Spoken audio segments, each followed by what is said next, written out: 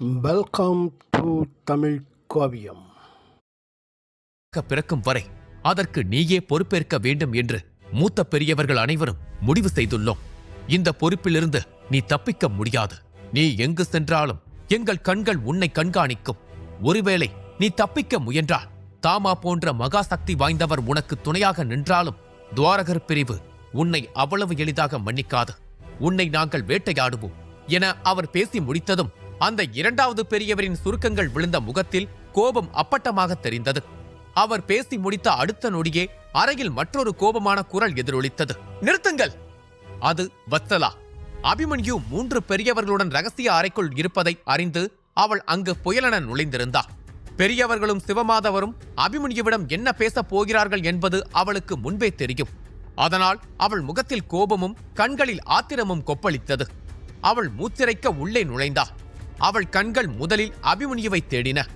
அவன் முகத்தில் இருந்த வேதனையும் அதிர்ச்சியும் அவளை கத்தியால் குத்துவது போல் இருந்தது. மன்னித்து விடு அபிமன்யு என்று அவள் மனம் கதறியது. அந்த 3 பெரியவர்களையும் கோபமாக பார்த்த அவள் கத்தினாள். அது ஒரு விபத்து என்றும் அதில் அபிமன்யுவின் தவறு எதுவும் இல்லை என்றும் நான் ஏற்கனவே உங்கள் எல்லோரிடமும் சொல்லிவிட்டேன். இதற்காக நீங்கள் அவனை பொறுப்பாக்க முடியாது. குழந்தையை பொறுத்தவரை அதை நானே பார்த்துக் கொள்வேன். உங்களுக்கு என்னிடம் பிரச்சனை இருந்தால் நான் இப்பொழுதே இந்த துவாரகர் பிரிவை விட்டு வெளியேற தயார். என் குழந்தையை வைத்து அரசியல் செய்யாதீர்கள். அபிமன்யுவின் சுதந்திரத்தை பறிக்க உங்களுக்கு எந்த உரிமையும் இல்லை என்றார். பேசும்போதே வத்சலா கோபத்தில் மூச்சிறைத்தார். அவளது கண்கள் கலங்கி இருந்தன. அபிமன்யு உத்தராவை நேசிக்கிறான் என்பதும் அவன் தன்னை ஒருபோதும் ஏற்றுக்கொள்ள மாட்டான் என்பதும் வத்சலாவுக்கு நன்றாக தெரியும். அதனால்தான் அவள் கோபத்திற்கு பின்னால் ஒரு ஆழமான சோகம் மறைந்திருந்தது. இருந்தாலும் அவள் அபிமன்யுவிற்காக பரிந்து பேசினாள். வத்சலா பெரியவர்களிடம் இப்படி பேசுவதைக் கண்டு 3 பெரியவர்களின் முகத்திலும் கோபம் ஏற்பட்டது. பெண்ணே, நாவடக்கம் தேவை என்று 3வது பெரியவர் எச்சரித்தார். வத்சலா மேலும் பேசுவதற்கு முன் சிவமாதவர் கனமான குரலில் குறுக்கிட்டார். வத்சலா, மரியாதையாக பேசு. இவர்கள் மூவரும் நம் பிரிவின் மூத்தவர்கள், என் பதவியை விட உயர்ந்தவர்கள் என்பதை மறந்துவிட்டாயா? அனுமதி இல்லாமல் இந்த அறைக்குள் நுழைவதை குற்றம். உன் வயிற்றில் இருக்கும் குழந்தையை பொறுத்தவரை அது துவாரகர் பிரிவின் எதிர்காலம். அந்த குழந்தை பிறக்கும் வரை நீ எங்கும் செல்ல அனுமதி இல்லை. இதை சொல்லும் போது சிவமாதவரின் முகம் கோபத்தால் சிவந்தது. அவர் தன் முன்னால் இருந்த மேஜையில் ஓங்கி அடித்தார். அடுத்த கணம் அந்த மேஜை சுக்குநூறாக உடைந்து சிதறியது. மரத்துண்டுகள் காற்றில் பறந்தன. அறையே அதிர்ந்தது. இதை கண்ட 2வது பெரியவர் சிவமாதவரை அமைதியாக இருக்குமாறு சைகை செய்தார். பின்னர் அபிமன்யுவை பார்த்து தீவிரமாக சொன்னார். அபிமன்யு, கவனி. நீ இந்த பிரிவிலேயே தங்கியிருக்க வேண்டும் என்று நாங்கள் சொல்லவில்லை. ஆனால் நீ எந்த முடிவை எடுப்பதற்கு முன்னும் அந்த குழந்தை உன் ரத்தம் என்பதை புரிந்து கொள். இந்த பொறுப்பிலிருந்து நீ விலக முடியாது. வத்சலாவை பொறுத்தவரை அவளது செயலுக்காக நாங்கள் அவளை தண்டிக்கத்தான் இருந்தோம். ஆனால் பரிசோதனையின் போது ஒரு விஷயம் தெரிந்தது. வத்சலாவிற்கு தொடர்ந்து சக்தி வாய்ந்த குளிகைகளும் மூலிகைகளும் கொடுக்கப்படாவிட்டால் அவளது வயிற்றில் இருக்கும் குழந்தை அவளது சக்தியை உறிஞ்சத் தொடங்கும். வெகு விரைவில் அவர்கள் இருவரும் இறந்து விடுவார்கள். இதுதான் உண்மை. உன் குழந்தைக்காகவாவது நீ யோசிக்க வேண்டும். பெரியவர் இதை சொன்னதும் வத்சலாவின் முகத்தில் கோபம் வந்தது. அவள் ஏதோ சொல்ல வாயெடுத்தாள். ஆனால் அவள் பார்வை அபிமன்யுவின் மீது விழுந்தது. அபிமன்யுவின் முகம் ஆத்திரத்தால் சிவந்து போயிருந்தது. அவன் உடலில் இருந்து கட்டுக்கடங்காத ஆற்றல் வெளியேறத் தொடங்கியது. அறையின் வெப்பநிலை அதிகரித்தது. அவன் கண்கள் சிவந்து ஒரு அசுரனைப் போல அவன் காட்சியளித்தான். அபிமன்யுவின் இந்த ருத்ர கோபத்தை கண்ட வத்சலா தீவிரமான குரலில், அபிமன்யு, நீ என்னை பற்றி கவலைப்பட வேண்டாம். நான் இருக்கும் வரை யாராலும் உன்னை தடுக்க முடியாது. நான் என் உயிரை கொடுத்தாவது உன்னை காப்பாற்றுவேன் என்றார். இதை சொல்லும்போது வத்சலாவின் முகத்தில் மெல்லிய பயம் தெரிந்தது. அபிமன்யுவின் கோபம் அவளை பயமுறுத்தியது. அவன் ஏதேனும் விபரீதமான முடிவை எடுத்து விடுவானோ என்று அவள் அஞ்சினாள். வத்சலாவின் பேச்சை கேட்ட அபிமன்யு பற்களை நரநரவென கடித்தான். தாழ்ந்த நடுக்கம் கலந்த குரலில், வத்சலா, நீங்கள் எனக்கு ஏற்கனவே போதுமான அளவு உதவி செய்து விட்டீர்கள் என்று நினைக்கிறேன். இனிமேல் எனக்கு எந்த உதவியும் செய்யாமல் சிறிது நேரம் இந்த அறையை விட்டு வெளியேறுவது நல்லது. நான் தலைவர் சிவமாதவரிடம் ஒரு முக்கியமான விஷயம் பேச வேண்டும், தனியாக என்றார். இதை சொல்லும்போது அபிமன்யு தன் கோபத்தை வெகுவாக கட்டுப்படுத்திக் கொண்டு சிவமாதவரை திரும்பி பார்த்தார். அவன் கண்களில் ஒரு புதிய தீர்மானம் தெரிந்தது. வத்சலா தனது கருவில் சுமப்பது தன் வாரிசு என அனைவரும் கூற அது அபிமன்யுவை நிலைகுலைய செய்தது. பதறிய வத்சலா இது விதி என அவனை சமாதானப்படுத்த முயன்றார். ஆனால் கட்டுக்கடங்காத கோபத்தில் சிவந்த கண்களுடன் இருந்த அபிமன்யு எதையும் கேட்க தயாராக இல்லை. அபிமன்யுவின் கோபக்கனல் தெறிக்கும் பார்வை தன் மீது திரும்புவதைக் கண்ட சிவமாதவர் நிலைமையின் விபரீதத்தை உணர்ந்தார். அவர் அங்கிருந்த சசிரேகாவை நோக்கி திரும்பினார். அவரது குரலில் கடுமையான கட்டளையாக ஒலித்தது. சசிரேகா, இது உணர்ச்சிகளை பேசும் இடமல்ல. வத்சலாவை உடனே இந்த அறையை விட்டு வெளியே அழைத்து செல், இப்போதே என்ற சிவமாதவரின் முகத்தில் கோபமும் இனம் புரியாத கவலையும் மாறி மாறி தாண்டவமாடின. அந்த அறையில் நிலவிய மயான அமைதியையும் அழுத்தத்தையும் சசிரேகா உணர்ந்தார். அவள் உடனடியாக வத்சலாவின் அருகே சென்றார். வத்சலாவின் தோளை மெல்லத் தொட்டு, வா வத்சலா, இப்போதைக்கு நாம் வெளியேறுவதுதான் நல்லது. அவர் சரியான நிலைமையில் இல்லை என்று ரகசிய குரலில் கூறினார். வத்சலாவின் கண்களில் கண்ணீர் திரண்டு கன்னங்களின் வழியாக தாரை தாரையாக வழிந்தோடிக் கொண்டிருந்தது. தன் காதலன் தன்னை திரும்பக்கூட பார்க்கவில்லை என்ற ஏக்கம் அவள் பார்வையில் தெரிந்தது. அவள் அழுவதை பார்த்தும் அபிமன்யு தன் முகத்தை திருப்பிக் கொண்டான். அவன் நெஞ்சம் விம்மியது. ஆயினும் பெருமூச்சு விட்டபடியே ஆழ்ந்த சிந்தனையில் தன்னை தொலைத்தான். அந்த ரகசிய அறை முழுவதும் ஒருவித இறுக்கம் சூழ்ந்திருந்தது. அனைவரின் பார்வையும் அபிமன்யுவின் மீதே குவிய அவனது உடலில் இருந்து வெளிப்பட்ட சக்தி அலைகள் அந்த அறையின் சுவர்களை அதிரச் செய்தன. அது சாதாரண கோபம் அல்ல, உள்ளுக்குள் புழுங்கும் எரிமலை. வத்சலா வெளியேறுவதை அவன் ஓரக்கண்ணால் பார்த்தான். அவனது மௌனமே அவளுக்கு மிகப்பெரிய தண்டனையாக இருந்தது. நான் தான் அபிமன்யுவை இப்படி ஒரு இக்கட்டான நிலையில் நிறுத்திவிட்டேன் என்று தனக்குத்தானே நொந்து கொண்ட வத்சலா அதற்கு மேல் அங்கு நிற்க திராணியற்று கால்கள் தடுமாறக்கூடாதென கவனமாக அடியெடுத்து வைத்து அமைதியாக தலை குனிந்தபடி வெளியேறினார். கதவு மூடிய சத்தம் கேட்டதும் அந்த அறையின் வெப்பம் இன்னும் அதிகரித்தது போல் இருந்தது. துவாரகர் குலத்தின் அந்த ரகசிய அறையில் நடந்த முந்தைய உரையாடல்களை வைத்து பார்க்கையில் வத்சலா ஏற்கனவே பெரியவர்களிடம் எல்லாவற்றையும் உளறிவிட்டாள் என்பது அபிமன்யுவுக்கு தெளிவாக புரிந்தது. அவன் பொறுமை இழந்தான். பெரியவர்களே! அபிமன்யுவின் குரல் அந்த அறையில் இடியென முழங்கியது. அவன் கண்கள் சிவமாதவரை நேராக சந்தித்தன. என்னை யாரும் எதற்கும் வற்புறுத்த முடியாது. என் சுதந்திரத்தை அடகு வைக்க நான் தயாராக இல்லை. வத்சலாவை திருமணம் செய்து கொள்ளும் பேச்சுக்கே இடமில்லை. நான் ஒருபோதும் அவளை மணக்க மாட்டேன். இது என் இறுதி முடிவு. இதை சொல்லும்போது அவன் முகம் கோபத்தில் செக்கச்சிவந்து போயிருந்தது. அவன் உடலில் இருந்து வெளிப்பட்ட ஆற்றல் அங்கிருந்த தீபங்களை நடுங்கச் செய்தது. வத்சலாவுக்கும் அபிமன்யுவுக்கும் இடையே ஒரு ஒப்பந்தம் இருந்தது. அதன்படி போட்டியில் வென்று அவளை துவாரக பிரிவின் தலைவி ஆக்குவது மட்டுமே. ஆனால் இந்த குழந்தை, இது வத்சலா செய்த சதி.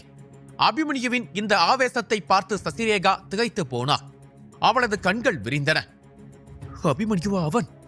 என்னிடம் ஒருமுறை கூட குரலை உயர்த்தி பேசாத அந்த அமைதியான இவன் இன்று குலத்தின் மிக உயர்ந்த சக்தி வாய்ந்த பெரியவர்களுக்கு முன்னால் நின்று அஞ்சாமல் கர்ஜிக்கிறானே என்று சசிரேகா தனக்குள் வியந்தார்.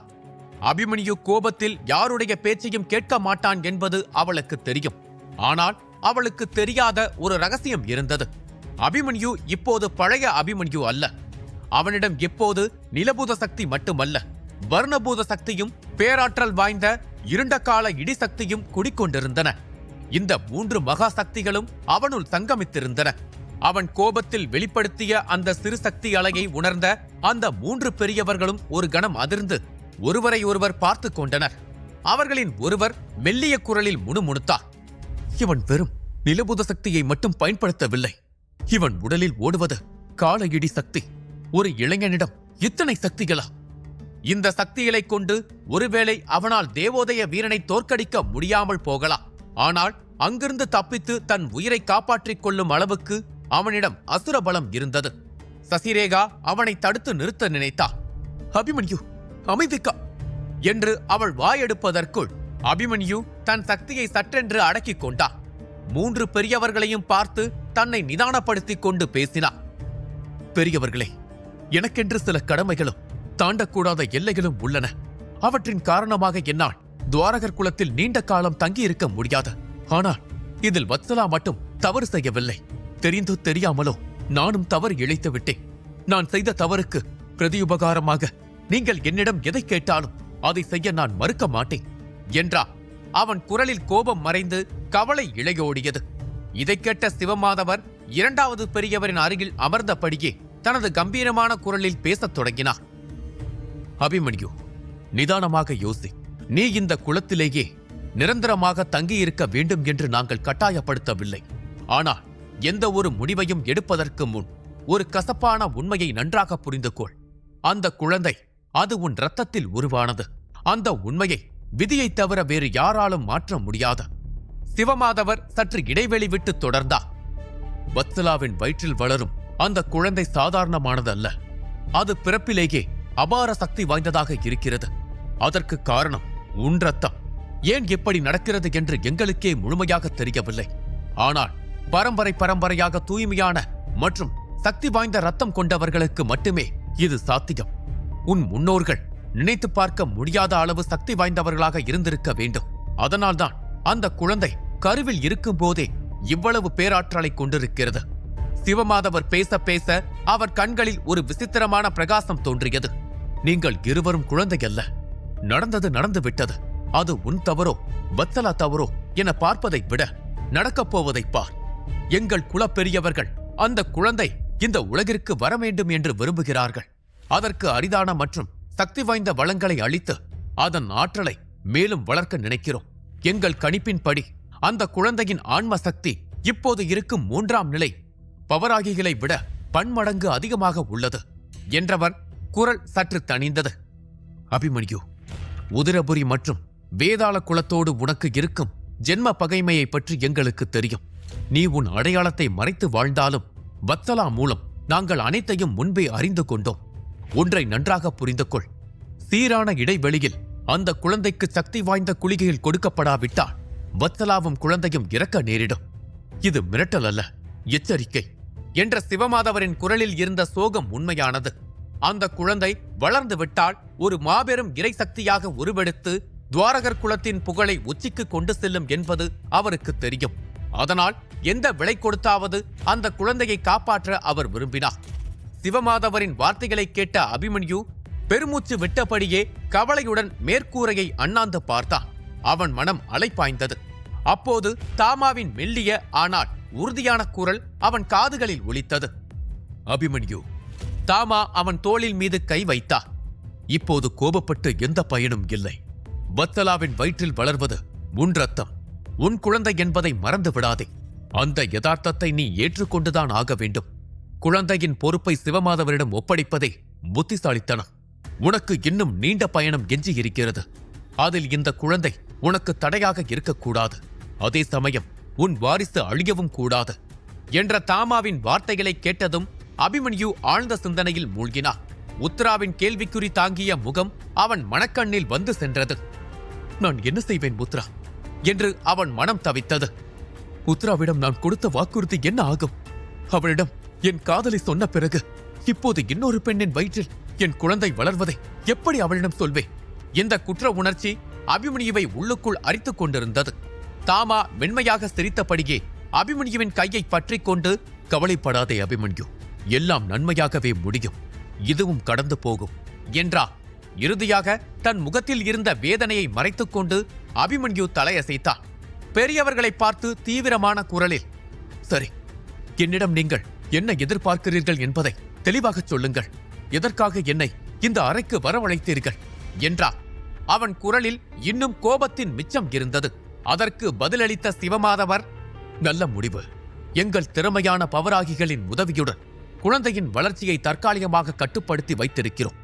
இதற்காக நாங்கள் முழு பழியையும் உன் மீது சுமத்தவில்லை. நீங்கள் செய்ய வேண்டியதெல்லாம் ஒன்றே ஒன்றுதான். அனைவரும் உன்னிப்பாக கவனித்தனர். நீல ஆகாச பிரிவிடம் உள்ள நீல நிற ஆகாச ரத்தினக்கல்லை நீ கைப்பற்றி வர வேண்டும். அந்த பிரிவின் சவாலை வென்று அதன் தலைமையை எங்களுக்கு வழங்க வேண்டும். இதை நீ செய்தால் குழந்தை விஷயத்தில் உன்னை நாங்கள் மன்னித்து விடுவோம். துவாரகர் குலம் உனக்கு என்றென்றும் கடமைப்பட்டிருக்கும் என்றார் சிவமாதவர். இதை கேட்ட தாமா ஏளனமாக சிரித்தார். சிவமாதவரே, இது கொஞ்சம் அதிகப்படியான பேராசையாக தெரியவில்லையா? இன்னும் இந்த உலகத்திற்கே வராத குழந்தைக்கு ஆகாச ரத்தினக்கள் எதற்கு? தாமாவின் கண்கள் சுருங்கி கூர்மையாயின. நான் ஒரு பவராகியாக இல்லாவிட்டாலும் என் ஆன்ம சக்தியை கொண்டு அந்த கல் எப்படி பயன்படுத்தப்படும் என்பதை என்னால் உணர முடியும். 5வது பரிமாண கல்லை அடைவதற்கான திறவுகோல் அது என்பது எனக்கு தெரியும். பல ஆண்டுகளாக யாராலும் அந்த கற்களில் மறைந்திருக்கும் ரகசியங்களை கண்டுபிடிக்க முடியவில்லை. அதனால்தான் சந்திரபுரி சாம்ராஜ்யம் 4 ஆண்டுகளுக்கு ஒருமுறை போட்டிகளை நடத்துகிறது. அதில் வெல்பவர் அந்த பிரிவின் இளவரசியை மணந்து துவாரகர் குலத்தின் ஒரு பகுதியாக மாறுகிறார். இதனால்தான் மற்ற 4 குலங்களை விட உங்கள் குலம் வலிமையாக இருக்கிறது என்றார். தாமா உண்மையை உடைத்து பேசியதும் 3 பெரியவர்கள் மற்றும் சிவமாதவரின் முகங்களில் கோபம் கொப்பளித்தது. தாமாவின் வார்த்தைகளை கேட்டதும் 2வது பெரியவர் சற்றென்று சிவமாதவரின் காதோரம் குனிந்தார். அவர் கண்கள் தாமாவை விரோதமாக நோட்டமிட்டன. சிவமாதவரே, இந்த தாமாவுக்கு அளவுக்கு அதிகமாக தெரிந்திருக்கிறது. ஆகாச ரத்தினக்கல்லின் ரகசியம் இவருக்கு தெரிந்திருப்பது நம் குலத்திற்கு ஆபத்து என்று சீறினார். சிவமாதவர் பற்களை கடித்தபடி, உண்மைதான், ஆனால் இப்போது இவர்களை பகைத்துக் கொண்டால் அந்த கல் நம் கைக்கு கிடைக்காமலே போய்விடும் என்றார். அப்படியென்றால் பயம் மட்டுமே இவர்களை வழிக்கு கொண்டு வரும் ஆயுதம். அந்த சிறுவனை சாதாரணமாக விடக்கூடாது. இப்போதே அவனை அடக்க வேண்டும், இல்லையேல் அவன் நமக்கு அடங்கவே மாட்டான் என்று 2வது பெரியவர் வன்மத்துடன் கூறினார். சிவமாதவர் மெதுவாக தலையசைக்க 2வது பெரியவர் தன் இருக்கையை விட்டு எழுந்தார். தாமாவே, குலத்தின் ரகசியங்களை இப்படி பொதுவில் உடைத்து பேசுவது அழகல்ல என்று அவர்களின் ஒருவர் பற்களை கழித்தார். தாமா அதை பொருட்படுத்தாமல் தொடர்ந்தார். என் சீடன் உங்களுக்கு உதவ விரும்பவில்லை என்றால் நீங்கள் அவனை வற்புறுத்த முடியாது. அபிமன்யுவின் குழந்தையை பொறுத்தவரை அதற்கான சிறப்பு மூலிகைகளையும் குளிகைகளையும் நானே ஏற்பாடு செய்கிறேன். ஒருவேளை அபிமன்யு நீல நிற ஆகாச ரத்தின கல்லை அடைந்தால் அது அவனுக்கு மட்டுமே சொந்தம். அதை உங்களிடம் ஒப்படைக்க வேண்டிய அவசியம் இல்லை என்றார். தாமாவின் குரலில் இருந்த அதிகாரம் அந்த பெரியவர்களை சற்று நிலைகுலையச் செய்தது. அப்போது அறையை அதிர வைக்கும் கனமான குரல் ஒன்று ஒலித்தது. அது 3வது பெரியவருடையது. அவர் இதுவரை அமைதியாக இருந்தார். ஆனால் இப்போது எரிமலையாய் வெடித்தார். அபிமன்யு, அவர் அபிமன்யுவை முறைத்தார். தாமா உனக்கு துணையாக இருந்தாலும் துவாரகர் குலம் உன்னை அவ்வளவு எளிதாக மன்னிக்காது. எங்கள் நிபந்தனையை நீ ஏற்காவிட்டால் அதன் விளைவுகளை நீ மட்டுமல்ல உன் குருவும் சந்திக்க நேரிடும். எங்களை மீறி நீ இங்கிருந்து ஒரு அடி கூட எடுத்து வைக்க முடியாது. இந்த நேரடி மிரட்டலை கேட்ட அபிமன்யுவின் முகம் வெளிரி போனது. அவன் கண்கள் விரிந்தன.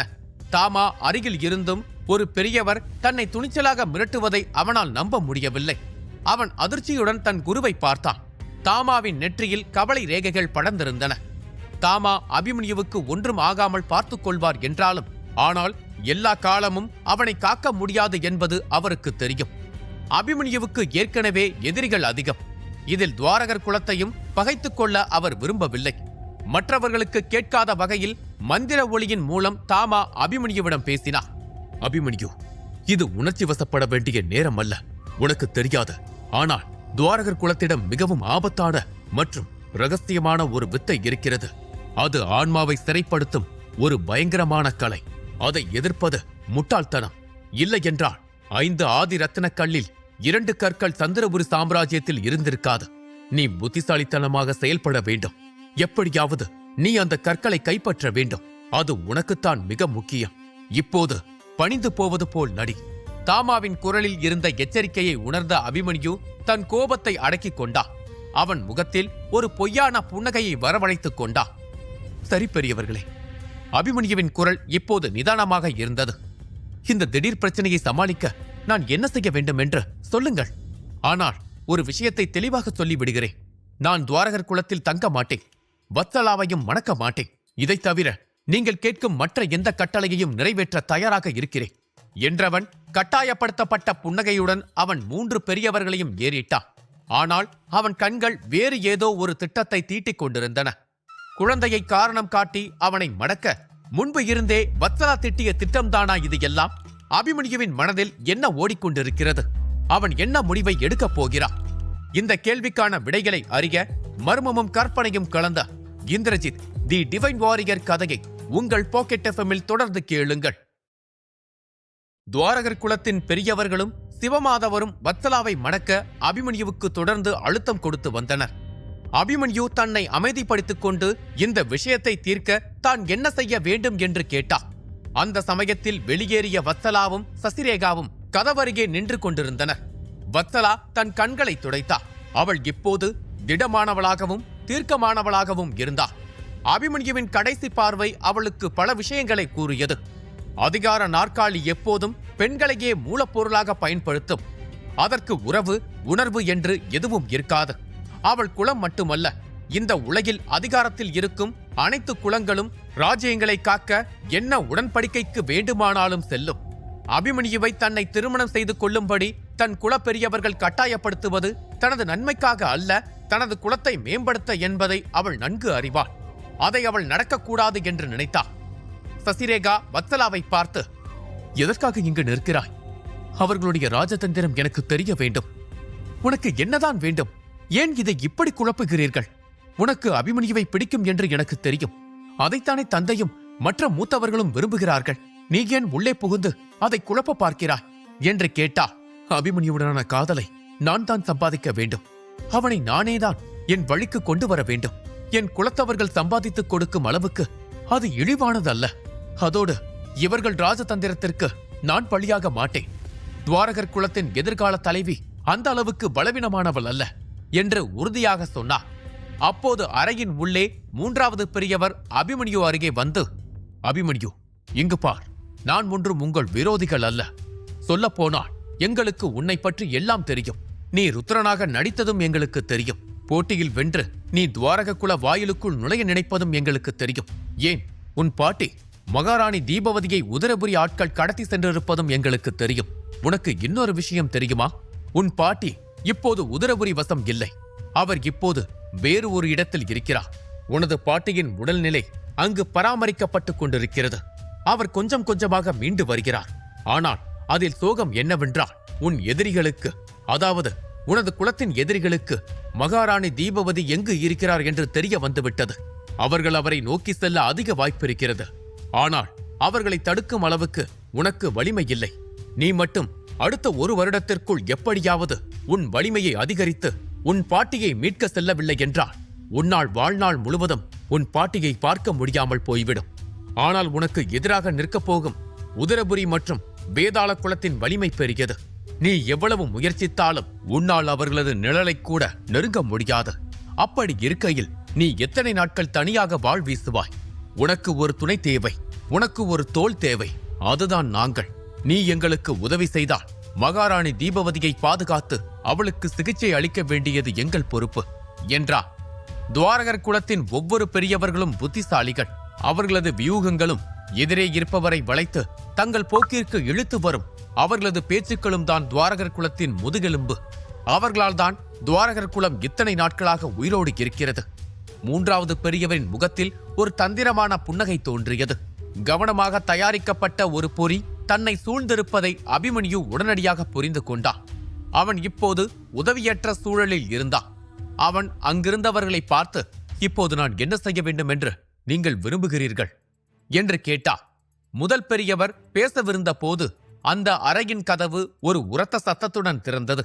சிவப்பு நிறத்தில் ஒரு அழகான பெண் அறைக்குள் நுழைந்தார். அனைவரும் அவளை நோக்கி திரும்பி பார்க்க அவளுடைய உடலில் இருந்து சக்தி வாய்ந்த ஆற்றல் வெளிப்பட்டது. அது வத்சலா. வத்சலா வேகமாக நடந்து வந்தா. அவள் அங்கிருந்த பெரியவர்களை பார்த்து, உறவுகளை ராஜ நாற்காலிக்குள் கட்டிப்போடும் உங்கள் புத்தி இப்போதும் உங்களை விட்டு போகவில்லை. உறவையும் திருமணத்தையும் அன்பின் அடையாளமாக உங்களுக்கு பார்க்க தெரியாதா? நீங்கள் என்ன செய்ய முயல்கிறீர்கள் என்று எனக்கு தெரியாது என்று நினைக்கிறீர்களா? நீங்கள் எங்கள் திருமணத்தின் மூலம் உங்கள் சேனைக்கான வலிமையை உருவாக்க நினைக்கிறீர்கள். நீங்கள் வரம்புகளை தாண்டி செல்கிறீர்கள். எனக்கும் அபிமன்யுவுக்கும் இடையே இருப்பது நாங்கள் மட்டும் பேசி முடிவு செய்து கொள்ள வேண்டியது. அதில் நீங்கள் தலையிட நான் அனுமதிக்க மாட்டேன் என்று கர்ஜித்தார். அனுமதிப்பதற்கு நீ யார் என்று சிவமாதவர் குரல் ஒலித்தது. வத்சலா, இங்கிருப்பவர்கள் அனைவரும் துவாரகர் குலத்தை கட்டியாண்ட மூத்தவர்கள். அவர்களுடன் பேசும் வார்த்தைகளில் நிதானம் தேவை. அதோடு குல முடிவுகளை பற்றி பேசும் உரிமை உனக்கு இல்லை. அதை நீ எப்போதோ இழந்து விட்டாய். இப்போது மரியாதையாக நீ இந்த இடத்தை விட்டு வெளியேறிவிடு. இல்லையென்றால் குலத்தின் மரியாதை பற்றியெல்லாம் கவலைப்படாமல் நான் உன்னை இங்கேயே கொன்று விடுவேன் என்று கர்ஜித்தார். அவர் பேசும்போது அவரது உடலில் இருந்து மகத்தான சக்தி ஒன்று வெளிப்பட்டது. அந்த சமயத்தில் அதிர்ச்சியூட்டும் விஷயம் ஒன்று அரங்கேறியது. அவரது சக்தி சிதறி இருக்க வேண்டும். ஆனால் அது சிதறாமல் வத்சலாவை நோக்கி இழுக்கப்பட்டது. ஒரு விசித்திரமான ஒளி அவள் வயிற்றைச் சுற்றி ஒளிரத் தொடங்கியது. அந்த ஒளி சிதறிய ஆற்றல் அனைத்தையும் தன்னை நோக்கி உறிஞ்சுவதைப் போல தெரிந்தது. சிவமாதவர் உடனடியாக தனது சக்தியை விலக்கி சிதறிய சக்தியை ஒரு மூலையில் தூக்கி அடித்தார். அங்கிருந்த மேஜை தெரித்தது. அனைவரும் அதிர்ச்சியோடு வத்சலாவை உற்று பார்த்தனர். அவளுக்குள் அசாதாரணமான ஒன்று இருப்பதைப் போல இருந்தது. அது அனைவரையும் அதிர்ச்சியடைய வைத்தது. அங்கிருந்த இரண்டாம் மூத்தவர் அதிர்ச்சியுடன், இங்கு என்ன நடக்கிறது என்று கேட்டார். முதல் மூத்தவர் அங்கிருப்பவர்களை பார்த்து, வத்சலாவின் குழந்தை கொஞ்சம் விசேஷமானது மற்றும் சக்தி வாய்ந்தது. உங்களுக்கு கர்ப்ப வித்யா என்றால் என்னவென்று தெரியுமா என்று கேட்டார். உடனே இரண்டாம் மூத்தவர், தெரியுமே, அது புராண கதைகளில் மட்டுமே இடம்பெற்ற ஒரு கற்றல் முறை. அதாவது குழந்தை கருவில் இருக்கும் போதே ஒரு வித்தையையோ அல்லது ஒரு பயிற்சி முறையையோ கற்பதை குறித்தது. பல்லாயிரம் ஆண்டுகளுக்கு முன்பு ஒரு சிறுவன் தன் தாயின் வயிற்றுக்குள் இருக்கும் போதே சக்கர வியூகத்தை பற்றி கற்றுக்கொண்டான் என்று நான் கேள்விப்பட்டிருக்கிறேன் என்றார். உடனே மூன்றாவது மூத்தவர், ஆனால் அவன் சக்கர வியூகத்தை முழுதாய் கற்கவில்லை. எதிர்பாராத சூழ்நிலையால் அந்த கற்றல் பாதியிலேயே நிறுத்தப்பட்டது என்றும், எதிர்காலத்தில் அது அந்த இளைஞனுக்கு பெரும் ஆபத்தாய் வந்தது என்றும் நான் படித்திருந்தேன். ஆனால் அது புராண கதைகளையும் வரலாற்று குறிப்புகளிலும் மட்டுமே இருக்கக்கூடியது. அதை அறிந்தவரும் யாரும் இல்லை, கண்டவரும் யாரும் இல்லை என்று கூறும்போது தாமா இருமினார். அவரது கால்கள் தடுமாறியது. அனைவரும் வேகமாக அவரை பார்த்தனர். பின்னர் அவர் நிலை பெற்றவுடன் அவர்கள் மீண்டும் விட்ட இடத்திற்கு வந்தனர். அனைவரும் தங்களுக்கு தெரிந்ததை கூறிய பிறகு முதல் மூத்தவர் கண்கள் விரிய அங்கிருப்பவர்களை பார்த்து, நீங்கள் கூறுவது சரிதான். கர்ப்ப வித்தியா என்பது கருவறையில் இருக்கும் போதே கற்பதுதான். ஆனால் வெறும் கற்றல் மட்டும் போதாது, அதற்கு போதிய ஆற்றலும் தேவை. அதன் அர்த்தம் நாம் தொடர்ந்து வத்சலாவுக்கு தெய்வீக மூலிகைகளை வழங்க வேண்டும். இல்லையெனில் அந்த குழந்தை வத்சலாவின் இரத்தத்திலிருந்து சக்தியை உறிஞ்சத் தொடங்கும். பின்னர் அது வத்சலாவின் உயிருக்கே ஆபத்தாய் போய் முடியும் என்றார். அங்கிருந்த பெரியவர் வத்சலாவை பார்த்து பெருமூச்சு விட்டார். அபிமன்யு அவர்கள் பார்வையை பின்தொடர்ந்து வத்சலாவை பார்த்தார். கவலை அவன் கண்களை நிரப்பியது. அபிமன்யு பேசுவதற்குள் வத்சலா அவனை நிறுத்தினார். அபிமன்யு, நீ என்ன நினைக்கிறாய் என்று எனக்கு தெரியும். உனக்கு இது இப்படி தெரிய வேண்டும் என்று நான் நினைக்கவில்லை. நீ என்னை திருமணம் செய்ய வேண்டும் என்று நான் வற்புறுத்துவேன் என்று நீ நினைப்பாய். ஆனால் நான் நிச்சயமாக அதை செய்ய மாட்டேன். இந்த குழந்தையின் பெயரால் உன்னை திருமணம் செய்து கொள்ள நான் விரும்பவில்லை. உனது காதலுக்கும் உனது அன்புக்கும் தகுதியானவளாக நான் தான் இருக்க வேண்டும், குழந்தை அல்ல. நான் நமது காதலுக்கு பரிசாகத்தான் நமது திருமணம் இருக்க வேண்டும் என்று நினைத்தேன் தவிர, குழந்தைக்கும் ராஜ்யத்திற்கும் பரிசாக நமது திருமணம் இருக்க வேண்டும் என்று நான் எண்ணியது இல்லை. இப்போது நீ என்னை திருமணம் செய்து கொண்டால் அது இவர்களுக்கு கிடைத்த வெற்றி. அது எனக்கு வேண்டாம். என் திருமணம் எப்போதும் என் காதலுக்கான வெற்றியாகத்தான் இருக்க வேண்டும். நான் கேட்டால் நீ ஒத்துக்கொள்வாய் என்று எனக்கு தெரியும். ஆனால் நான் கேட்க மாட்டேன். ஏனென்றால் நான் உன் கண்ணில் பலமுறை பார்த்ததை நீ என் கண்ணில் ஒரு முறையாவது பார்க்க வேண்டும் என்று நான் ஆசைப்படுகிறேன். அப்போது நாம் மீதி விஷயங்களை பற்றி பேசலாம் என்றார். அபிமன்யுவுக்கு என்ன சொல்வதென்று தெரியவில்லை. அவன் வத்சலாவை பார்த்து, வத்சலா, நான் மூத்தவர்களிடம் சில முக்கியமான விஷயத்தை பற்றி பேச வேண்டும். நீ போ, நான் பின்னர் வந்து உன்னை சந்திக்கிறேன் என்றார். அவள் போவதற்கு முன்பு அவன் அவளுக்கு ஒரு தெய்வீக மூலிகையை வழங்கினான். அபிமன்யு இதயமற்றவன் அல்ல. அவன் குழப்பத்தில் இருக்கும் சாதாரண மனிதன். வத்சலா அந்த மாத்திரையை பார்த்ததும் லேசாக சிரித்தாள். ஆனால் அவள் மனதில் ஆழமான காயங்கள் இருந்தன. கண்ணீர் அவள் கண்களில் வழிந்தது. எதுவும் சொல்லாமல் அவள் அங்கிருந்து திரும்பிச் சென்றாள். சசிரேகா இவை அனைத்தையும் பார்த்து கொண்டிருந்தாள். அபிமன்யு மற்றும் வத்சலாவுக்கு இடையேயான உறவு விசித்திரமாக இருப்பதாக அவள் உணர்ந்தாள். அவர்கள் அடித்துக் கொள்கிறார்கள், கோபப்படுகிறார்கள். அதே நேரத்தில் அவர்களுக்குள் ஏதோ ஒன்று இருக்கிறது. அதை பற்றி யோசித்த சசிரேகா பின்னர் வத்சலாவை அங்கிருந்து வெளியே அழைத்துச் சென்றார். அந்த இடத்தில் மௌனம் நிலவியது. அபிமன்யு தாமாவை பார்த்து, ஆச்சாரியரே, வத்சலாவின் பிரம்மக்கலை நிலை உயர்ந்து கொண்டே செல்கிறது. அது இயற்கையான ஒன்றைப் போல எனக்கு தெரியவில்லை என்று கேட்டா. அதற்கு தாமா, நீங்கள் அதிகம் யோசிக்க வேண்டிய அவசியம் இல்லை. இதற்கெல்லாம் காரணம் கர்ப்ப வித்யாதான். அதற்கு முழுமையான விளக்கத்தை சிவமாதவர் வழங்குவார் என்றார். பின்னர் அவர் திரும்பி சிவமாதவரை பார்த்தார். வத்சலா வெளியேறுவதை சிவமாதவர் தீவிர கவனத்துடன் பார்த்து கொண்டிருந்தார். கவலைக்கு பதிலாக அவர் முகத்தில் ஒருவித புன்னகை தோன்றியது. அவர் தன் மகள் மீது ஒருவித கோபத்தில் இருந்தார். ஆனால் அவள் பேசிய வார்த்தைகள் அவரது மனதை ஒரு வகையில் அமைதிப்படுத்தியது. தன் மகள் உணர்வுகளுக்கு மதிப்பு கொடுப்பவள் அவளுக்கு அதிகாரத்தையும் நாற்காலியையும் விட காதல் உன்னதமானதாக தெரிகிறது. அவள் உறவை மிரட்டி வாங்க விருப்பப்படவில்லை. அவள் அதை சம்பாதிக்க விருப்பப்பட்டாள். அதை நினைத்து அவர் பெருமை கொண்டார். பின்னர் அவர் நிஜ உலகிற்கு வந்தார். அவர் தாமாவையும் அபிமன்யுவையும் பார்த்து, வத்சலாவின் கருவறையில் வளரும் குழந்தை, அது தூய்மையான பழங்கால குலத்தின் ரத்தத்தை சுமந்து கொண்டிருக்கிறது. மூத்தவர் சொன்னது உண்மைதான்.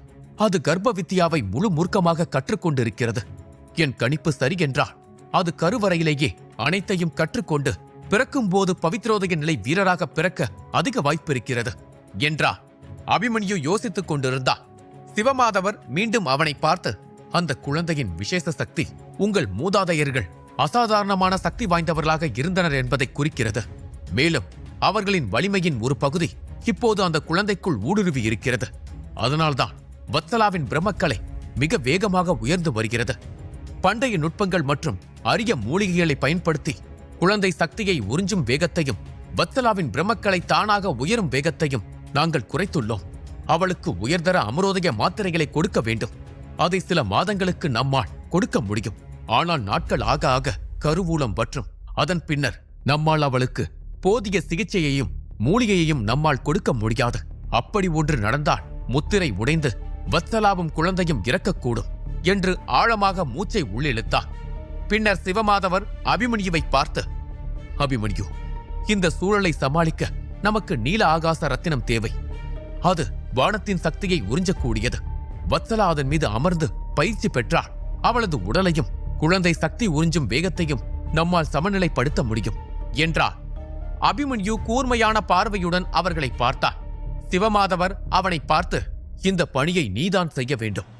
என்ன இருந்தாலும் வத்சலாவின் இந்த நிலைக்கு நீயும் ஒரு பொறுப்பு. ஆனால் நான் என் மகளின் வார்த்தைகளை மதிக்கிறேன். நான் உன்னை கட்டாயப்படுத்தப் போவது இல்லை. எங்களுக்கு உதவுமாறு நான் உன்னிடம் ஒரு கோரிக்கை மட்டுமே வைக்கிறேன். நீ இன்று எங்களுக்கு உதவினால் அந்த குழந்தை துவாரகர் குலத்தால் வளர்க்கப்பட்டு ஒரு நாள் துவாரக குலத்திற்கே தலைவராகும். அப்போது எங்கள் குலம் உங்களுக்கு நன்றி கடன் பட்டிருக்கும் என்றார். சிவமாதவர் அபிமன்யுவின் பதிலுக்காக காத்திருந்தார். அவர் எதுவும் பேசவில்லை. அவர் அமைதியாகிவிட்டார். அபிமன்யு தாமாவை ஒரு பார்வை பார்த்தான். அவர் தலையசைத்தார். அதைக் கண்டு அபிமன்யு உறுதி கொண்டான். அவன் சிவமாதவரை பார்த்து, சரி சிவமாதவர், நான் அதை செய்கிறேன். ஆனால் என்னை ஏமாற்ற நினைக்காதீர்கள் என்றார். அபிமன்யு வத்சலாவுக்கு உதவ விரும்பினார். ஆனால் அதே நேரத்தில் மகாயாளி குலம் மற்றும் அறியப்படாத எதிரிகளை பற்றிய அவனை ஆக்கிரமித்திருந்தது. சிவமாதவரின் முகத்தில் நிம்மதி பரவியது. அவர் அபிமன்யுவை பார்த்து, நீ கவலைப்பட தேவையில்லை. நீ செய்வது உதவியாகவே இருக்குமே தவிர கடந்த சில மணி நேரங்களாக பயன்படுத்திக் கொள்ள பெரிய புயல் அபிமன்யுவின் வாழ்க்கையை தீர்க்கமாக தலையசைத்தார். சிவமாதவருடன் பேசிய பிறகு அவன் நேராக தனது அறைக்கு திரும்பினார். வத்சலா, சிவமாதவர் மற்றும் 3 பெரியவர்களின் வார்த்தைகள் அவன் மனதில் சுற்றிக் கொண்டே இருந்தன. நேரங்கள் ஓடின. ஆனால் தூக்கம் வர மறுத்தது. திடீரென்று அபிமன்யு எழுந்து அமர்ந்தான். உத்ராவுக்கு என்னால் துரோகம் செய்ய முடியாது. என்ன நடந்தாலும் எனக்குள் இருப்பது உத்ரா மட்டும்தான். என் வாழ்க்கையின் மீதி நாட்களை அவளோடுதான் கழிக்க வேண்டும் என்று என் மனம் விரும்புகிறது. வத்சலாவுடன் நடந்தது எல்லாம் ஒரு விபத்து. நான் அவளை திருமணம் செய்து கொள்ள மாட்டேன். அவனது மனம் அலைப்பாய்ந்தது. பல எண்ணங்கள் அவன் மனதில் தோன்றின. முதலில் சிவமாதவருக்கு ஆகாச ரத்தினத்தை பெற்றுத் தர வேண்டும். அதன் பிறகு எனக்கு பின்னாலும் என் குடும்பத்திற்கு பின்னாலும் இருக்கக்கூடிய மர்மத்தை தேடி நான் செல்ல வேண்டும். என் தெளிவற்ற வாழ்க்கைக்கு ஒரு முடிவு கொண்டு வர வேண்டும். இதற்கெல்லாம் நான் வலிமையாக வேண்டும் என்று உறுதி கொண்டான். அந்த உறுதியுடன் அபிமன்யு தனது சேமிப்பு வளையத்தில் இருந்து ஒரு புத்தகத்தை எடுத்தான். அது ஒரு சிவப்பு ஒளியால் சூழப்பட்டிருந்தது. அதை அவன் ஒதுக்கி வைத்துவிட்டு அதில் இருந்த மற்ற பொருட்களை பார்த்தான்.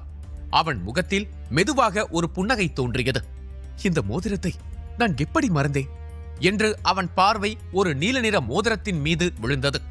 அது ஆகாச குலத்தின் தலைவர் கலாபதியை கொன்ற பிறகு அவனிடம் இருந்து அபிமன்யு கைப்பற்றிய மோதிரம். அபிமன்யு யோசித்தான். இது கலாபதியின் மோதிரம். இதில் நிச்சயமாக ஆகாச ரத்தினம் தொடர்பான சில சிறப்பு தகவல்கள் இருக்க வேண்டும் என்ற ஆர்வத்துடன் அவன் மோதிரத்தை ஆராய முயன்றான். அவன் அந்த மோதிரத்திற்குள் தனது ஆற்றல் செலுத்திய தருணத்தில் அவன் உடலில் ஒரு கூர்மையான அதிர்ச்சி உருவானது. 1000 முட்கள் அவனது உடலை குத்துவதைப் போல இருந்தது. அதே மோதிரம் அவனை எதிர்ப்பதைப் போல இருந்தது. அதற்கு காரணம் அதன் தலைவர் கலாபதியின் ஆன்மாவின் ஒரு பகுதி அதற்குள் மறைந்திருந்தது. அது அபிமன்யுவின் சக்தியை எதிர்த்தது. ஆனால் அதைக் கண்டு பயப்படுவதற்கு பதிலாக அபிமன்யுவின் முகத்தில் ஒரு புன்னகை தோன்றியது. கலாபதி ஒரு பவித்ரோதய வீரனாக இருந்தாலும் அவனது சக்தி அபாரமானதாக இருந்தது. அதனால்தான் அவன் இறந்த பிறகும் அவனது ஆத்மா பலவீனம் அடையவில்லை என்று வியப்படைந்தான். அபிமன்யு விரைவாக முத்திரைகளை உருவாக்க ஆரம்பித்தான். ஒரு கையில் நீல நிற வர்ணபூத சக்தி, இன்னொரு கையில் பழுப்பு நிற நிலபூத சக்தி திரண்டு நின்றது. அவன் இரண்டையும் மோதிரத்திற்குள் அனுப்பினான். அதிலிருந்து ஒரு வலிமிகுந்த முனகல் எதிரொலித்தது. சத்தத்தை கேட்டு அபிமன்யு அதிர்ச்சி அடைந்தான். இந்த மோதிரம் உயிருடன் இருக்கிறதா? அது எப்படி சாத்தியம்? தனக்கு ஏற்பட்ட சந்தேகத்தை உறுதிப்படுத்த அவன் வளையத்திற்குள் இன்னும் அதிகப்படியான சக்தியை கொட்டினான். திடீரென்று அந்த நீல மோதிரம் திறக்க துவங்கியது. அது பலமாக நடுங்கியது. ஒரு மெல்லிய மூடுபனி வெடித்து அபிமன்யுவை நோக்கி விரைந்து வந்தது. அதைக் கண்டு பீதியடைந்தான். அவன் எதிர்வினையாற்றுவதற்குள் அவனது அறையின் கதவு வெடித்து திறந்தது. வெள்ளை மூடுபனி காற்றை கிழித்துக் கொண்டு உள்ளே பாய்ந்தது. ஒரு கடுமையான குரல் எதிரொலித்தது. அபிமன்யு, உனக்கு பைத்தியம் பிடித்திருக்கிறதா? நீ என்ன செய்து கொண்டிருக்கிறாய்? நான் கொஞ்சம் தாமதமாக வந்திருந்தால் என்ன ஆயிருக்கும் தெரியுமா என்று கத்திக்கொண்டு தாமா அங்கு வந்தார். அவர் வேகமாக உள்ளே நுழைந்து எந்த சத்தமும் வெளியேறாதபடி அறைக்கதவை மூடினார். அவரை பார்த்த அபிமன்யு, ஆச்சாரியரே, என்ன ஆயிற்று என்று கேட்டார். அதே நேரத்தில் அவன் தனது சக்தியை பயன்படுத்தி கலாபதியின் நீல நிற மோதிரத்தை கையில் இழுத்து இறுக்கமாக பற்றி கொண்டான். தாமாவின் முகம் இருண்டு போனது. அபிமன்யு, நான் இதை உன்னிடமிருந்து எதிர்பார்க்கவில்லை. நான் தான் முன்னரே சொன்னனே, இந்த மோதிரத்தை திறக்காதே, அதற்குண்டான பலம் உனக்கு வரவில்லை என்று கத்தினார். அந்த சமயத்தில் நீல நிற மோதிரத்தில் இருந்து மற்றொரு சக்தி வெடித்தது. அது அங்குமிங்குமாய் பாய்ந்து அந்த அறையை சிதைக்க முயற்சித்துக் கொண்டிருந்தது. தாமா உடனடியாக தனது சக்தியை செலுத்தி அந்த தாக்குதலை முறியடித்தார். அவர் துரிதமாக அபிமன்யுவை சுற்றி ஒரு பாதுகாப்பு தடையை உருவாக்கி அந்த மோதிரத்தில் இருந்து வெடிக்கும் சக்தி வெளியே பறக்காமல் இருக்கும்படி பார்த்து கொண்டார். அபிமன்யு பதட்டத்துடன், ஆச்சாரியரே, இது என்ன மாதிரியான நுட்பம்?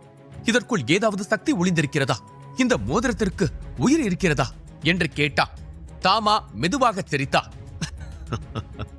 இல்லை, இந்த மோதிரத்திற்கு உயிர் எல்லாம் இல்லை. அது தனக்குள் ஒரு ஆன்மாவை வைத்திருக்கிறது. அந்த ஆன்மா தலைவர் கலாபதிக்கு சொந்தமானது என்றார். அதை கேட்ட அபிமன்யு திகைத்து போனார். ஆன்மாவா? அது எப்படி சாத்தியம்? கலாபதி என் கையால் தானே இறந்து போனான். அவனது ஆன்மா எப்படி இதற்குள் இருக்கும் என்று வியப்புடன் கேட்டார். அபிமன்யுவின் குழப்பத்தை கண்ட தாமா, தேவோதய நிலையை அடைந்த அனைவராலும் தங்களுடைய ஆன்மாவை பாதுகாக்க முடியும். சக்தி வாய்ந்த வீரர்கள் எல்லாம் தங்கள் மரணத்தை தள்ளிப்போட தங்களது உயிரை இது போன்ற பொக்கிஷங்களில் பாதுகாப்பார்கள். ஆனால் கலாபதி ஒரு பவித்ரோதய வீரன். அவனால் எப்படி இதை செய்ய முடிந்தது என்று இப்போது வரை எனக்கு புரியவில்லை. இது ஒன்றைத்தான் கூறுகிறது. அவனிடம் ஆன்மீக சக்தியை வலுப்படுத்தக்கூடிய சில சிறப்பு வழிமுறைகள் இருக்கின்றன. அது ஆகாச குலத்தின் பொக்கிஷமாக இருக்க வேண்டும். அதனால்தான் ஆகாச குலத்திற்கு தலைவராக அந்த மர்ம வீரன் விரும்பி இருக்கிறான் போல. ஆகாச குலத்திற்குள் ஆத்ம சக்தி தொடர்பான ஒரு ரகசியம் உள்ளது என்று தாமா யோசிக்க ஆரம்பித்தார். பின்னர் அவர் அபிமன்யுவின் தோளில் கையை வைத்து, இந்த உலகில் வலிமை என்பது பிரம்மக்கலையை சார்ந்தது மட்டுமல்ல. அதை தாண்டி பல பாதைகள் இந்த பிரபஞ்சத்தில் உள்ளன. ஆனால் அவற்றையெல்லாம் தேடுவது கடலில் ஒரு ஊசியை தேடுவதைப் போன்றது. ஆனால் அப்படி ஒன்று கிடைக்கும் என்றால் அதை முயற்சி செய்து பார்க்க வேண்டும் என்றார். அபிமன்யு அவரை பார்த்து, ஆச்சாரியரே, ஆகாசர் குலத்தின் அந்த ரகசியம் எங்கு மறைந்திருக்கிறது? ஒருவேளை அதற்கும் ஆகாச ரத்தினத்திற்கும் தொடர்பு இருக்கலாம் என்றார். அபிமன்யு முகத்தில் கவலை படர்ந்தது. தாமா அமைதியாக சிரித்தார். உன் கேள்விக்கான பதில் கலாபதிக்குத்தான் தெரியும். அதுதான் அவருடைய ஆன்மா மோதிரத்திற்குள் இருக்கிறதே. நீ ஏன் அவரிடமே நேரடியாக கேட்கக்கூடாது என்று கேட்டார். அதை கூறியவுடன் தாமாவின் உடலில் இருந்து ஒரு வெள்ளை நிற சக்தி வெளியேறி அபிமன்யுவின் உள்ளங்கைக்குள் அடக்கப்பட்டிருந்த மோதிரத்திற்குள் பாய்ந்தது. அபிமன்யு கையில் ஒரு தீராத வலியை உணர்ந்து சட்டென கையை உதறினார். அந்த மோதிரம் அவனது கையில் இருந்து விடுபட்டு நட்சத்திரம் போல ஜொலிக்க ஆரம்பித்தது. அது அபிமன்யுவுக்கும் தாமாவுக்கும் இடையில் மிதந்தது. அதில் இருந்து கூர்மையான அலறல் ஒன்று எதிரொலித்தது. அந்த மோதிரம் மேலும் மேலும் பிரகாசமாக மாறியது. அபிமன்யு அந்த ஒளியை தாங்கிக் கொள்ள முடியாமல் கண்களை மூடினான். சில நிமிடங்களில் ஒரு ராட்சத சக்தி அந்த மோதிரத்தில் இருந்து வெடித்தது. அதில் இருந்து ஒரு மங்கலான உருவம் தோன்றியது. அது கலாபதியைப் போலவே இருந்தது. அபிமன்யு அதிர்ச்சியில் பின்னோக்கி தடுமாறி விழுந்தார். அதைக் கண்ட தாமா புன்னகைத்து,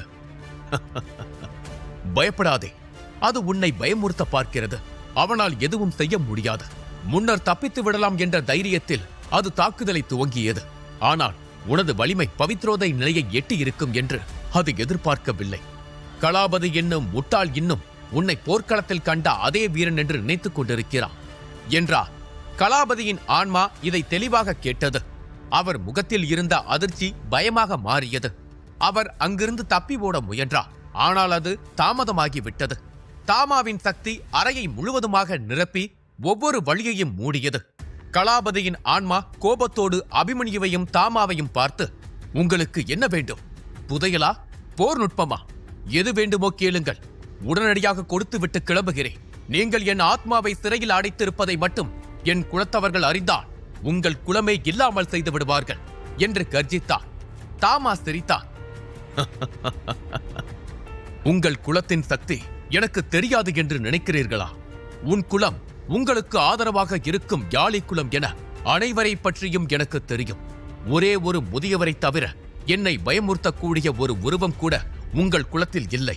அந்த உருவத்தையும் எப்படி அடக்க வேண்டும் என்று எனக்கு தெரியும். அதனால் இது போன்ற அச்சுறுத்தல்களை எல்லாம் ஒதுக்கி வைத்துவிட்டு உன் ஆன்மாவை எப்படி பாதுகாத்தாய் என்பதை மட்டும் சொல் என்றார். பேசும்போதே தாமாவின் கையிலிருந்து ஒரு வெள்ளை நிற சக்தி வெளிப்பட்டு கூர்மையான கத்தி போல உருமாறி கலாபதியின் ஆன்மாவை நோக்கி நகர்ந்தது. அது கலாபதி ஆத்மாவை குத்த ஆரம்பித்த வேளையில் அவன் வேதனையில் கத்த ஆரம்பித்தான். கலாபதி நடுங்கும் குரலே, நீங்கள் என்ன செய்தாலும் சரி, நான் சொல்ல மாட்டேன். நான் எங்கள் மூதாதையர்களுக்கு வாக்கு கொடுத்திருக்கிறேன். அவர்கள் கற்றுக் கொடுத்த வித்தையை கடுகளவும் யாருக்கும் கசிய விட மாட்டேன் என்று நான் கொடுத்த வாக்கை உயிரே போனாலும் மீற மாட்டேன் என்று கர்ஜித்தான். வழியில் துடித்தாலும் கலாபதியின் பிடிவாதம் அவனை விட்டு போகவில்லை. அவன் எளிதில் அடங்கும் ஆள் இல்லை என்பது தெளிவாக தெரிந்தது. தாமாவின் புன்னகை மறைந்தது. அவரது முகபாவனை குளிர்ச்சியாகவும் பயங்கரமாகவும் மாறியது. சரி, அப்படியானால் போய் உங்கள் மூதாதையர்களுடனேயே சேர்ந்து கொள். எனக்கு நேரத்தையும் சக்தியையும் வீணாக்குவது பிடிக்காது என்ற தாமா கூறும் வேளையில் அவர் உடலில் இருந்து வெள்ளை நிற ஆற்றல் அலை வெடித்தது. காதை கிழிக்கும் சத்தத்துடன் பாய்ந்த அந்த சக்தி அந்த அறையை முழுவதுமாக நிரப்பியது. கலாபதியின் ஆன்மாவை எல்லா பக்கங்களிலிருந்தும் சூழ்ந்து அதை இடைவிடாமல் நெருப்பால் எரித்தது. கலாபதியை தாமாவின் சக்தி அணு அணுவாய் சித்திரவதை செய்தது. பற்றி எரியும் நெருப்பின் மத்தியில் நின்று கொண்டிருந்த கலாபதியின் ஆன்மா தாமாவை பகைத்துக் கொள்வது எவ்வளவு ஆபத்தானது என்பதை புரிந்து கொண்டது. அந்த நெருப்பு கலாபதியை மட்டுமல்ல, அருகில் நின்று கொண்டிருந்த அபிமன்யுவையும் எரித்தது. அவனது உடல் பற்றி எரிந்தது. அவன் பெரும் அழுத்தத்தை அனுபவித்தான். அவன் வேகமாக பின்வாங்கி தன் ஆற்றலை திரட்டி கேடயமாக தன்னை சுற்றி கொண்டான். ஆனாலும் அந்த சக்தி அவனை தடுமாற செய்தது. சில நாட்களுக்கு முன்பு இது நடந்திருந்தால் கூட அபிமன்யு ஆச்சரியப்பட்டிருக்க மாட்டான். ஏனென்றால் அப்போது அவன் வெறும் கஜசூர நிலையில்தான் இருந்தான். இப்போது அவன் பவித்ரோதய நிலையில் இருக்கிறான். இருந்தாலும் அவனால் அந்த அழுத்தத்தை தாங்க முடியவில்லை. அப்படியென்றால் எதிரே இருக்கும் தாமா எவ்வளவு வலிமையான சக்தியை கட்டவிழ்த்திருக்க வேண்டும். தாமாவை அவன் இப்படி பார்ப்பது இதுவே முதல் முறை. தாமாவின் உண்மையான பலம் அபிமன்யுவின் கற்பனைக்கு அப்பாற்பட்டது. ஆனால் அவர் அடிக்கடி வெளியே காட்டுவது இல்லை. இருந்தாலும் இப்போது அவர் அதை வெளிப்படுத்த 2 காரணங்கள். அபிமன்யுவின் இந்த கதை ஒரு முட்டுக்கட்டையில் நிற்கிறது. அவன் அடுத்த பாய்ச்சலை துவங்க நீல ஆகாச ரத்தினம் வேண்டும். அதற்கு கலாபதி பேச வேண்டும். 2வது, கடைசியாக நடந்த சண்டையில் அவர் கடுமையாக காயமடைந்து பல நாட்களாக ஓய்வில் இருந்தார். அதனால் அவரது உடலும் அதற்குள் இருக்கும் சக்தியும் உறங்கிக் கொண்டிருந்தது. அதை தட்டி எழுப்ப இப்படி ஒரு தாக்குதல் தேவை. தன் ஆச்சாரியரின் சக்தியை பார்த்து அபிமன்யு திகைத்து போய் நின்றான். இத்தனைக்கும் அவரது சக்தி முத்திரைப்படுத்தப்பட்டு இருக்கிறது. அப்போதே அவரால் இப்படி ஒரு சக்தியை கட்டவிழ்க்க முடிகிறது என்றால் முத்திரையை அகற்றினால் அவரால் எவ்வளவு பயங்கரமான சக்தியை வெளியேற்ற முடியும் என்று அபிமன்யு யோசித்தான். அந்த நேரத்தில் கலாபதியின் ஆன்மா தொடர்ந்து பலவீனமடைந்து வந்தது.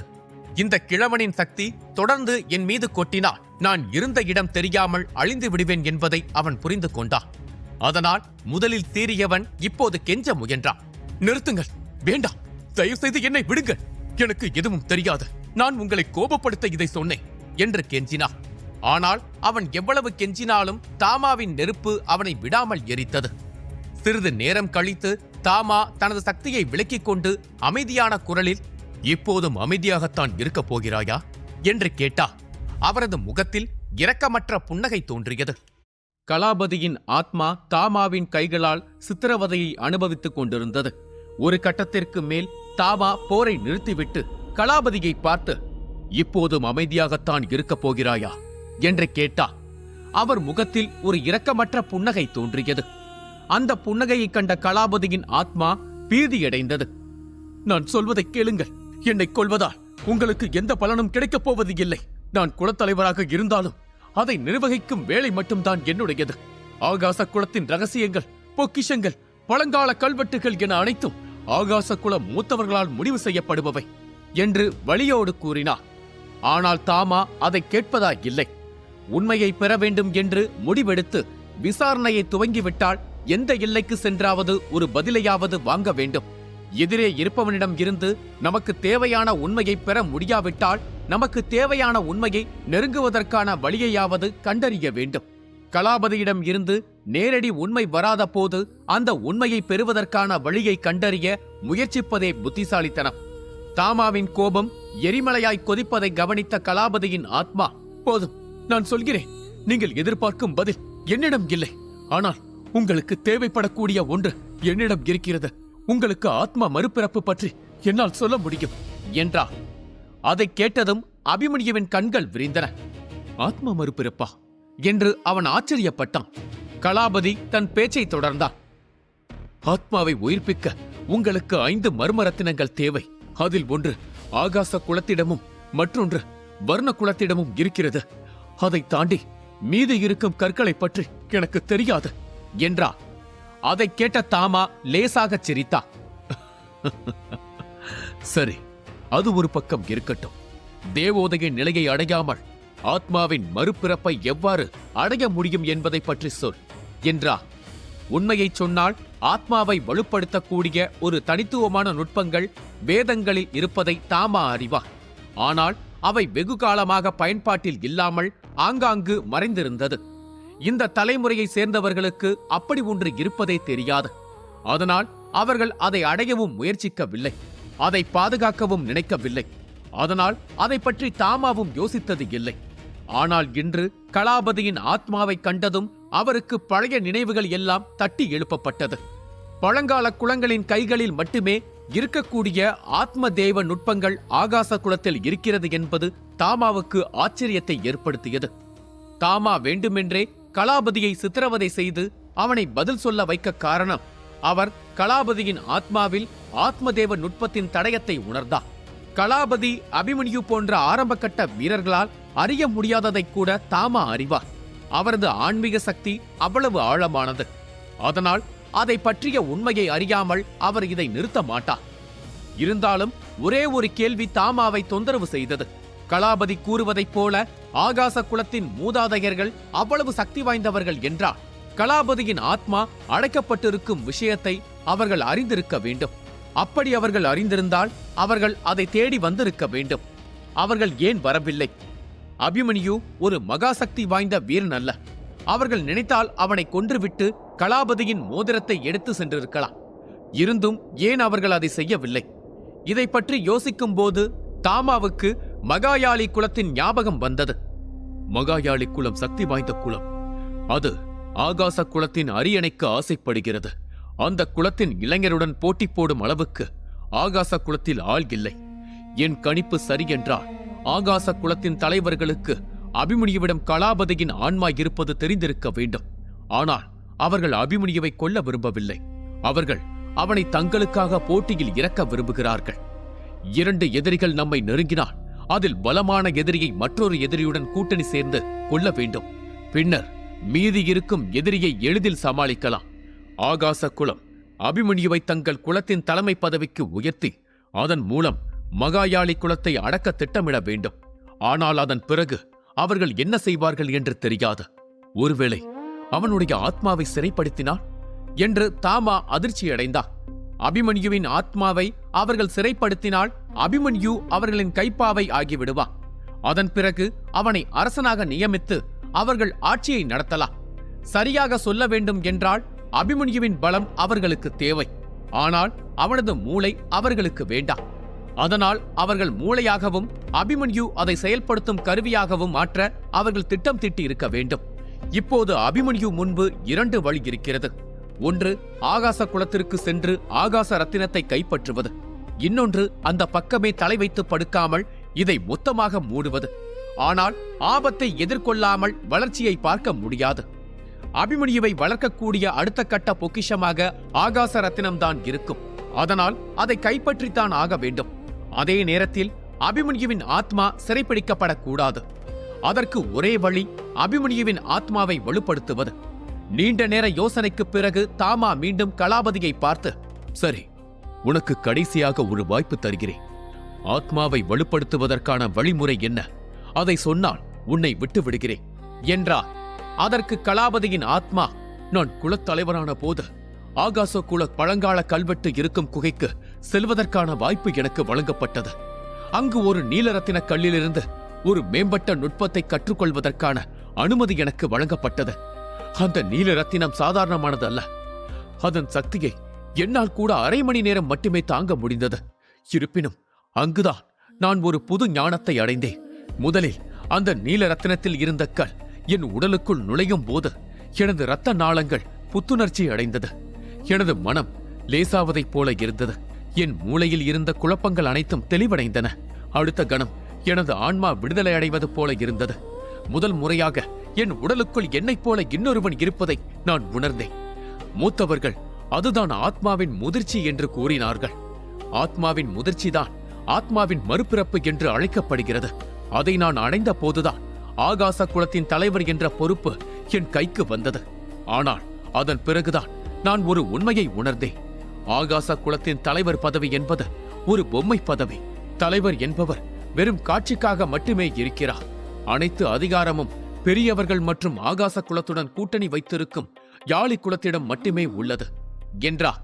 கலாபதி கூறிய வார்த்தைகள் மூலம் தான் நினைத்தது சரிதான் என்பதை தாமா உணர்ந்தார். அப்போது கலாபதி தனது சக்தியை மோதிரத்திற்குள் அனுப்பி ஒரு காகிதத்தை வெளியே எடுத்தார். அதை தாமாவை நோக்கி நீட்டினார். இது மகாயாளி குலம் தேடிக்கொண்டிருக்கும் பண்டைய நுட்பம். உண்மையை சொல்ல வேண்டும் என்றால் நீங்கள் கேட்ட ஆத்ம மறுபிறப்பு நுட்பமும் இதுதான். இது ஒரு பகுதிகளாக இருக்கிறது. ஒரு பகுதி வர்ணர் குலத்திலும் இன்னொரு பகுதி ஆகாச குலத்திலும் இருந்தது. இதை கருத்தில் கொண்டதால்தான் மகாயாளி குலத்தினர் ஆகாச குலத்தின் பகுதியை அதன் தலைவர் பதவியை கைப்பற்றுவதன் மூலம் மற்றும் நன்றி. லைக் அண்ட் சப்ஸ்கிரைப் செய்யுங்கள்.